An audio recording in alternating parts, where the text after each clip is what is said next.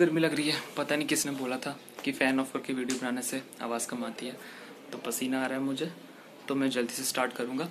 Okay, सो ये video मैं बना रहा हूँ ऑल बिगिनर्स के लिए, जो भी ड्राइंग स्टार्ट कर रहे हैं और जो ऑलरेडी कर रहे हैं उनके लिए भी। सो कैसे आप इजी वे फॉलो करके आप ड्राइंग कंप्लीट कर सकते हैं। सो 10-11 स्टेप्स हैं। सो आप वो फॉलो करोगे तो नेक्स्ट टाइम आपको ईजी पड़ेगा। तो ये मेरा कैमरा स्टैंड, मैं इसके बीच में यहाँ पे ऐसे फ़ोन रखता हूँ और किसी भी एंगल में उसको मूव कर सकता हूँ और वो आराम से उसी एंगल पे वीडियो बना सकता है। जैसे मैं यहाँ स्केचिंग कर रहा हूँ तो उसकी वीडियो भी आराम से बन जाती है। तो ये मैंने कैमरा कर दिया अपने कैमरा स्टैंड पे सेट। देखिए ये मूव भी कर सकता है ये।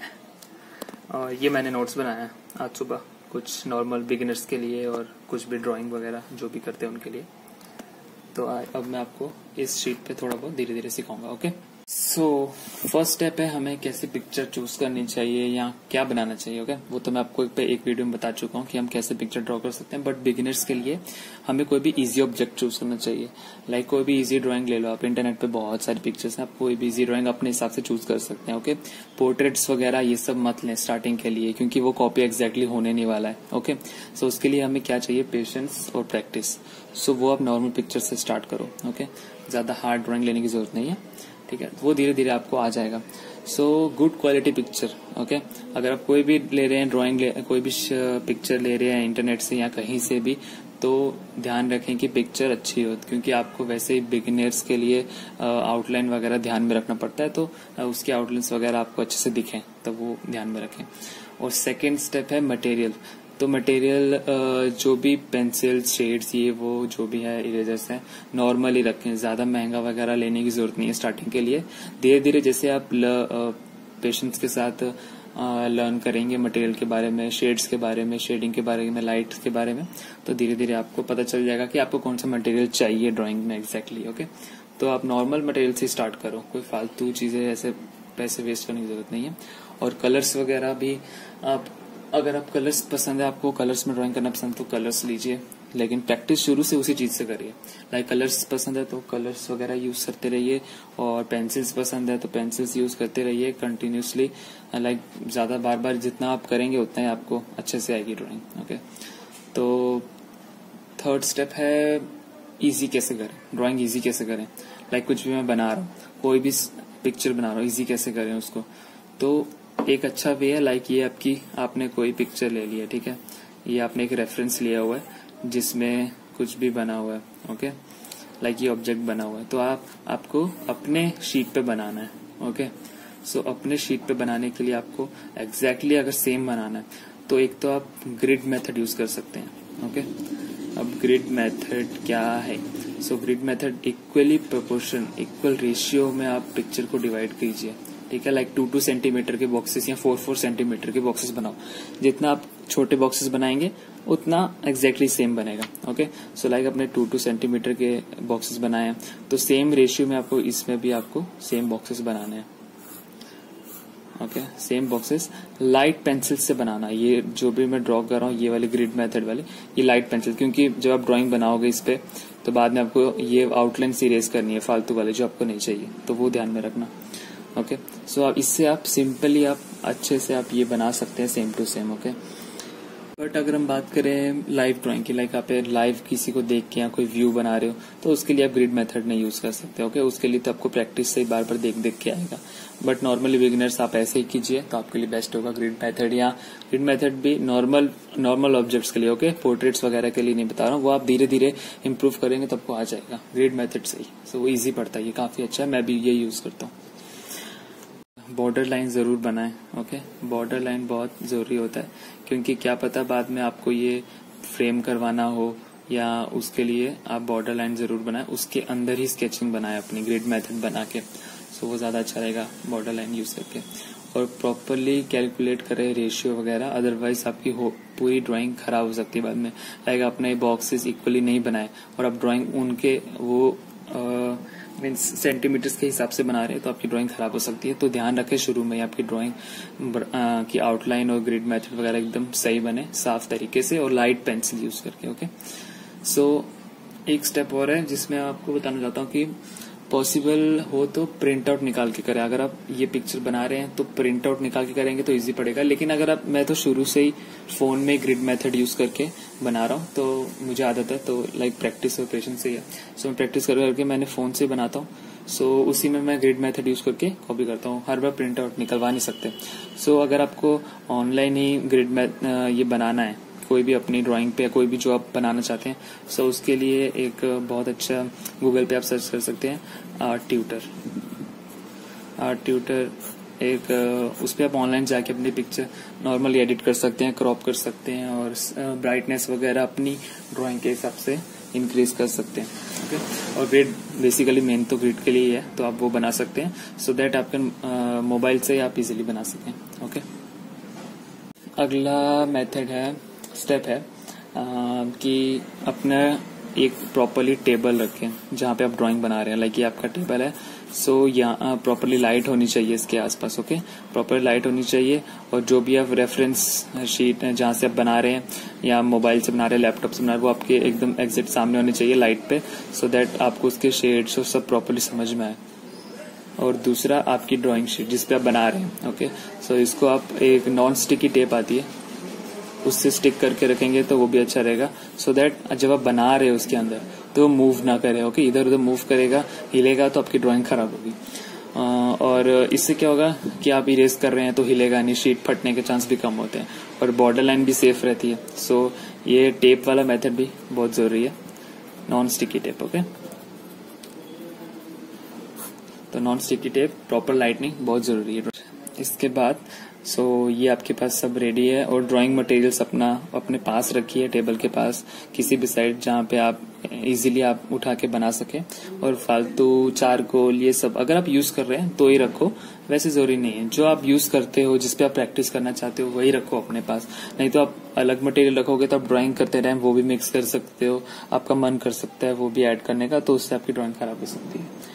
सो बेसिक वही मटेरियल रखो जो आप यूज करते हो। ओके, सो अगला स्टेप है जो आपने यहाँ पे इस शीट पे जो ग्रिड बना ली अपनी प्रॉपर रेशियो में, सो कैसे आप स्टार्ट करें। तो मैं तो मेनली शुरू से स्टार्ट करता हूँ, यहाँ ऊपर से। लाइक कोई भी ऑब्जेक्ट बना रहा हूँ तो जो भी ग्रिड के हिसाब से जो पहला बॉक्स है वहीं से स्टार्ट करता हूँ। तो अब वहीं से उसको एग्जैक्ट रेशियो में वो कौन से नंबर पे बॉक्स आ रहा है वहां पे बनाना स्टार्ट कर सकते हैं और सेम वैसे ही आप बना सकते हैं। ओके, सो बेसिक आउटलाइन आप पहले तैयार कर लो अपनी। बेसिक आउटलाइन आपकी प्रॉपरली इसी बॉक्स के हिसाब से तैयार हो जाएगी। तो उसके बाद आप शेडिंग, या तो आप शेडिंग लास्ट में कर सकते हैं या तो आप एक एक बॉक्स के हिसाब से भी मैं तो एक एक बॉक्स के हिसाब से करता हूँ, सो दैट मुझे कंटिन्यूसली पता चलता रहता है कि मेरा स्केच कैसा रेडी हो रहा है। तो आप वैसे ही बना सकते हैं एग्जैक्टली शेडिंग के साथ। और शेडिंग के बारे में पढ़ना पड़ेगा आपको, थोड़ा बहुत देखना पड़ेगा कि लाइट वगैरह और डार्क लाइट कैसे, कहाँ पे कब कितना प्रेशर, कितना फोर्स डाल के शेडिंग करना है। सो अब वो इजीली आपको पता, मैं नेक्स्ट वीडियो में बता दूंगा। एक बात का ध्यान रखें, तो जैसे कि आप शेडिंग सीख रहे हो अभी, ये तो आपको बेसिक आउटलाइन बनाना आ जाएगा इस ग्रिड मेथड से, बट शेडिंग पार्ट वो आपको प्रैक्टिस के साथ ही आएगा। तो शुरू में ही अगर आप डार्क करके अगर आप अपनी ड्राइंग पे तैयार कर दोगे तो उससे क्या होगा, आप इरेज नहीं कर पाओगे डार्क शेडिंग। सो आप इरेज नहीं कर पाओगे, आपकी ड्राइंग खराब हो सकती है। सो शुरू में पहले आप लाइट शेडिंग से स्टार्ट करो। ओके, लाइट शेडिंग स्टार्ट करो। अगर आपको लगे हाँ ये मेरा सही लग रहा है, इसको थोड़ा और डार्क की जरूरत है, तो ही उसको डार्क करो। अगर आप स्टार्टिंग में डार्क कर दोगे तो आपकी ड्राइंग खराब हो सकती है। ओके, सो ये बात ध्यान रखना। और कभी कभी हम एक पेंसिल के ऊपर दूसरे पेंसिल शेड नहीं कर सकते। लाइक कभी कभी हम कोई बहुत लाइट पेंसिल होती है उसके ऊपर हम 6B या 4B वाली डार्क पेंसिल यूज नहीं कर सकते, बिकॉज वो उसके ऊपर उतना इफेक्ट आ ही नहीं पाता उसका जो डार्क। तो वो भी ध्यान रखना पड़ेगा आपको शेड्स के बारे में कि कौन सी पेंसिल कितना शेड देती है, कितना फोर्स लगा के मुझे ड्राइंग करनी है, और शेडिंग पार्ट आपको थोड़ा लर्न करना पड़ेगा। ओके, और ज्यादा डार्क करने से क्या होता है, एक तो वही जो मैंने आपको बताया कि आप उसे इरेज नहीं कर सकते और आपकी ड्राइंग खराब हो सकती है स्टार्टिंग में ही। तो एक दूसरी बात ये है कि डार्क शेड से क्या होता है, आपकी शीट जो है उसमें शाइन आने लगती है। ग्राफाइट जो भी आप मिक्स करते हैं उससे शाइन आने लगेगी। तो जब आपकी ड्राइंग कंप्लीट हो जाएगी ना, तो उसके बाद जब आप कहीं पे भी रखेंगे, फोटो खींचेंगे या कहीं पे भी फ्रेम भी करवाएंगे, तो वो बीच बीच से आपकी ड्राइंग शाइन करेगी, वो अलग ही इफेक्ट देगा। सो जहां पे आपने शेडिंग की हुई है, जहां पे आप डार्क शेड देना चाहते हैं, कहीं पे लाइट, तो ये डार्क की वजह से क्या होगा, इस पे शाइन पड़ेगा। तो ड्राइंग का जो एक इफेक्ट होता है, जो मतलब दिखने में वो उतना सही नहीं लगेगा। तो प्रॉपरली अगर आप 6B यूज कर रहे हैं तो अगर आप 6B से नॉर्मली भी शेड करेंगे ना तो भी वो डार्क ही आएगा। ये 6B नहीं है बट 6B से आप नॉर्मल शेड भी करेंगे तो डार्क आएगा। बैकग्राउंड के लिए थोड़ा फोर्स लगाना पड़ता है बट नॉर्मल आप जो पिक्चर ड्रॉ कर रहे हैं उसमें ज्यादा फोर्स ना लगाएं वरना वो शाइन करेगा, वो अच्छा नहीं लगेगा। ओके, अब ये शेडिंग हो गई, आउटलाइन हो गई जो आपने ग्रिड मेथड से बनाया था। तो ये शेडिंग होने के बाद आपको अपना स्केच तो रेडी मिल ही जाएगा। उसके बाद आपको जो आपकी ग्रिड वाली लाइंस हैं, जो आपने लाइट, आपको शुरू में लाइट ही खींचनी है वो आप मिटा दो बाद में, क्योंकि बीच वाली तो ऑलमोस्ट कुछ आपकी मिक्स हो ही जाएंगी ड्राइंग में। जो आप, क्योंकि लाइट होता है तो वो इतना दिखता नहीं है, लेकिन अगर कुछ फिर भी दिख रही है तो जो भी एक्स्ट्रा लाइंस हैं वो आप इरेज करो। सो आपका जो फिनिशिंग वर्क है, जो आपने जो रियल स्केच जो बनाया है वो ज्यादा इफेक्ट दिखेगा उसमें। ओके, तो बाकी लाइंस सब मिटा दो और वो क्लियर दिखेगा आपकी शीट पे। और अब नेक्स्ट स्टेप है बैकग्राउंड। ओके, तो जैसे ये आपकी ड्राइंग थी, सो ये कंप्लीट हो गई। ठीक है, आपने शेडिंग भी कर दी, आउटलाइन से मिटा दी, अब बचा है बैकग्राउंड। तो बैकग्राउंड बहुत इंपॉर्टेंट है। लाइक ये आपकी ड्राइंग जो बनी है, सो ये इफेक्ट कैसे देगी एक सही मैनर में। अगर आप किसी को दिखा रहे हैं वॉल पे है तो इफेक्ट कैसे देगी, अगर आपका बैकग्राउंड बहुत प्रॉपरली है तो बैकग्राउंड लाइट है और लाइट होना चाहिए कि डार्क होना चाहिए, वो आपकी ये स्केच पे डिपेंड करता है। अगर आपका ये स्केच थोड़ा डार्क है, ठीक है, मान लो आपने कोई डार्क स्केच बनाया है, लाइक मेरे लास्ट वीडियो में देख सकते हो जो मैंने स्केच बनाया है, उसमें अंदर लाइट इस राइट साइड से पड़ रही है, तो उसकी वजह से उस पे यहाँ पे लाइट बहुत है, तो उसका काफी पार्ट व्हाइट है। उसकी स्ट्रिप्स जो मैंने बनाई है तो वो व्हाइट है, तो इसलिए मैंने बैकग्राउंड ब्लैक रखा है। लेकिन अगर मेरा ये भी डार्क होता, स्केच बहुत ब्लैक होता, काफी पार्ट्स ब्लैक होते, ठीक है, तो मैं बैकग्राउंड कभी डार्क नहीं रखता, मैं एकदम लाइट पेंसिल यूज करके उसका बैकग्राउंड कवर कर देता। ओके, सो वो बात ध्यान रखना है कि कब कौन सा बैकग्राउंड रखना है। अब आपका बैकग्राउंड भी रेडी हो जाएगा। उसके बाद आप अपनी ये जो टेप है नॉन स्टिकी, ये आप रिमूव कर दो। ठीक है, तो ये रिमूव करने के बाद और ये स्केच रेडी होने के बाद जो आपका नॉर्मल बैकग्राउंड के साथ बीच में स्केच रेडी होगा, एग्जैक्टली ग्रिड मेथड के हिसाब से यही वाला शेप साइज सब सेम होगा और बॉर्डर लाइन भी रेडी होगी। तो आप उसके बाद इसको फ्रेम भी करवा सकते हैं, कुछ भी करवा सकते हैं। और लास्ट स्टेप है कि इसको कैसे, क्योंकि हम पेंसिल यूज करते हैं तो उसके बाद हम अगर मिटाएं तो ये देखिए पूरा शेड इधर उधर हो जाता है, तो उसके लिए एक बहुत ही अच्छा स्प्रे होता है, तो वो मैं ये वो स्प्रे है आर्टिस्ट फिक्सेटिव। ये सब आर्टिस्ट मेरे हिसाब से यूज करते होंगे जो भी अपनी ड्राइंग्स बनाते हैं और जो भी ग्राफाइट या यूज करते हैं अच्छे से डार्क वगैरह। इसका एक बहुत अच्छा फायदा ये है कि ये आप देख लो एक बार, for pastel charcoal pencil transparent non removable. या बाद में जब आपकी स्केचिंग इंप्रूव होने लगे तभी लो, स्टार्टिंग में इतना जरूरी नहीं है क्योंकि ये थोड़ा महंगा भी आता है, 250 का ये तो महंगा भी है थोड़ा, लेकिन स्टार्टिंग के लिए इतना जरूरी नहीं है। ओके, सो जब आपकी ड्राइंग इंप्रूव होने लगे और आप काफी अच्छे स्केच बनाने लगे और डार्क शेड यूज कर रहे हैं मान लो, और आपको बहुत पसंद है, आप उसे खराब नहीं होना देना चाहते, तो ये स्प्रे यूज करो। ये स्प्रे लगाने से क्या होगा, आपका शेड जहां पे है ना वहीं पे रहेगा, उसी लाइंस के अंदर, उसी बॉर्डर के अंदर। ओके, ये शेड स्प्रे करने के बाद ना आप पेंसिल इस पे चला सकते हो शीट पे, ना जो आपने किया हुआ है वो कहीं और मतलब फैलेगा इतना। ओके, सो वो ज्यादा इधर उधर नहीं होगा, वो वैसे का वैसा स्केच आपका सेफ रहेगा। ओके, फिंगरप्रिंट्स भी नहीं इधर से उधर होंगे और आप उसको फ्रेम करा के एग्जैक्टली वैसा काफी लॉन्ग टाइम तक सेव रख सकते हो। ओके, सो ये था मेरा बेसिक सभी स्केचिंग आर्टिस्ट वगैरह के लिए वीडियो। तो आप बताएं मुझे कैसा लगा और लाइक, कमेंट और सब्सक्राइब जरूर करें। Okay, thank you.